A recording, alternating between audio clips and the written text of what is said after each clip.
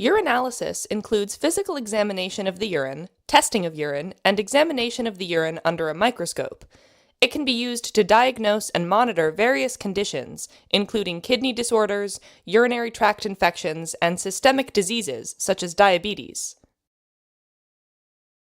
Now, for the routine urinalysis, a random urine specimen is required, which means that urine can be collected any time during the day without any special measures. When the client is suspected to have a UTI, or urinary tract infection, it's important to do a clean catch specimen. Clean catch refers to cleaning the perineum and the skin on the genitalia to clear away any microbes on the skin that could contaminate the urine sample. The sample should be taken midstream, meaning it should be collected from the middle of the urine flow. This way, the first and last portion of the urine that's more likely to contain bacteria from skin are not collected. A properly collected clean catch specimen will help make sure any bacteria found in the urine specimen came from inside the urinary tract. Now, before we review the details of collecting a urine specimen, here are some common care tips. Based on your scope of practice and the facility protocol, a nursing assistant can collect a urine specimen under the direction of a nurse who will provide you with instructions.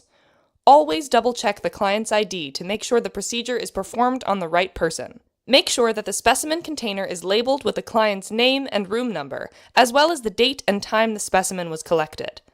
At all times, respect the client's privacy and modesty by remembering to close the doors and window covers and ensuring that the client is properly covered.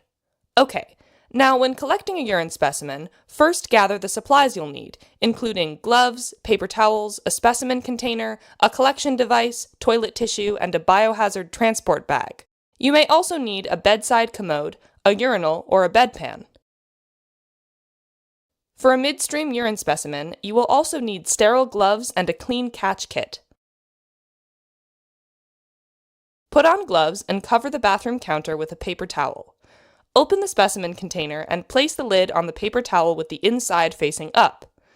If the client can use a regular toilet, place a clean collection device or specimen hat inside the toilet. For people who can't use the toilet, a bedside commode, a bedpan, or a urinal can be used. It's important to remember that stool can alter the results, so ask the client if they need to have a bowel movement before collecting the urine. Now, if a midstream urine specimen is required, open the clean catch kit.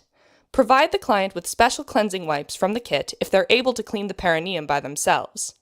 Otherwise, assist as necessary. Wrap the wipe around one hand.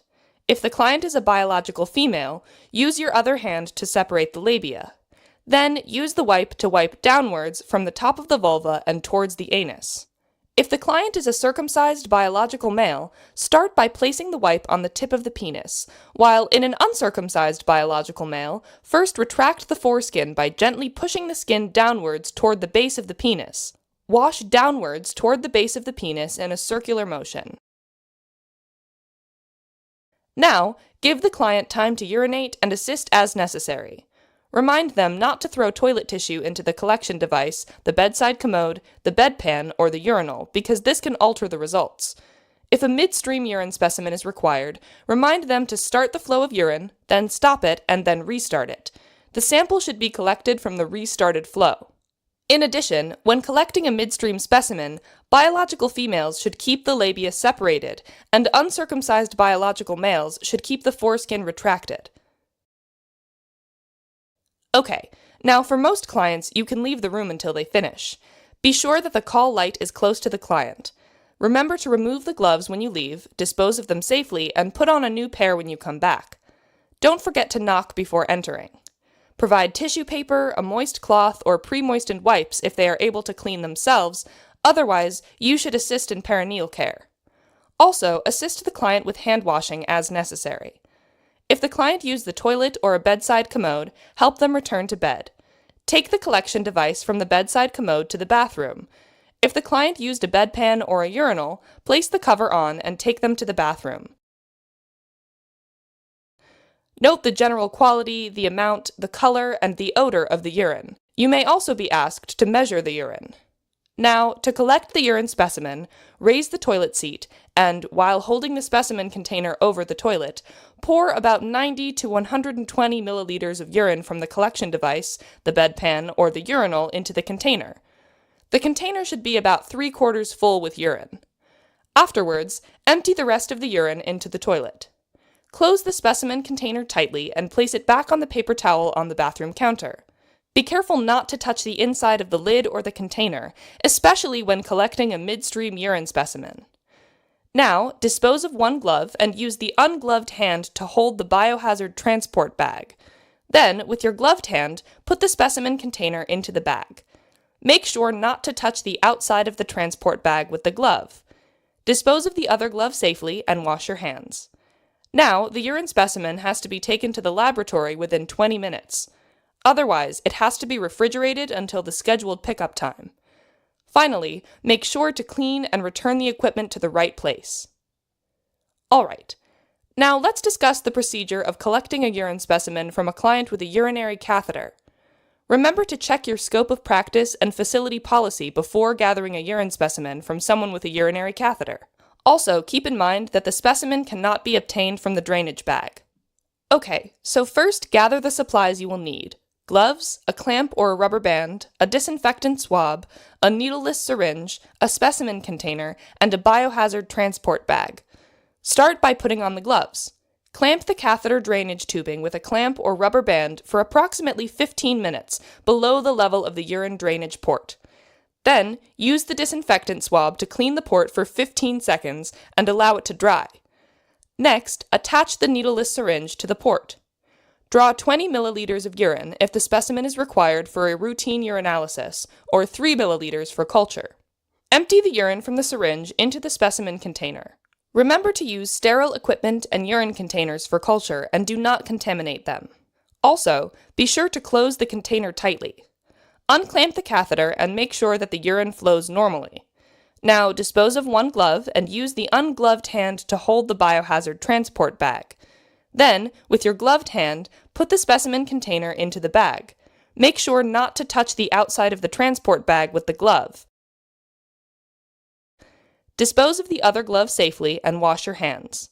Take the urine specimen to the laboratory within 20 minutes. Finally, make sure to clean and return the equipment to the right place. Some clients may have a 24-hour urine collection order, where all the urine the client produces in a 24-hour period will be collected for testing.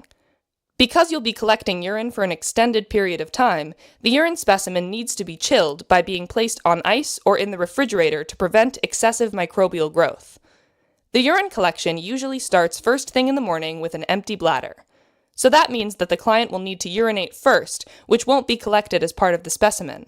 After that, all the urine the client produces over the next 24 hours will be collected, so be sure to indicate the time and date you begin and when to stop. The client should urinate into a bedside commode, urinal, bedpan, or hat. This way, you can collect and observe the urine and even measure it, if ordered to, before transferring it into the special container. You'll need all the same supplies as you'd use in a random urine collection, but instead of a collection cup, you'll use a 24-hour urine container, funnel, and a bucket of ice if you don't have access to an appropriate fridge. These special containers might have preservatives in them, so be careful when you transfer the urine into them. Using a funnel can make this easier and prevent splashes. It's important to remind the client that all the urine they produce in this 24-hour period must be collected. If one is missed, the test will need to start over. It can be helpful to place signs in the room as a reminder to the client, visitors, and the entire healthcare team. Also, they should be reminded not to place toilet paper in the container and not to have a bowel movement while voiding. Both of these things can contaminate the specimen. When you've collected all the urine for testing, it should be transported to the lab accordingly. Alright. Now, when assisting with the collection of a urine specimen, there are a few things you should report to a nurse right away. First, if the client has any new or worsening pain or difficulty urinating. Next, inform the nurse if you notice that the urine is discolored, cloudy, or has an abnormal odor.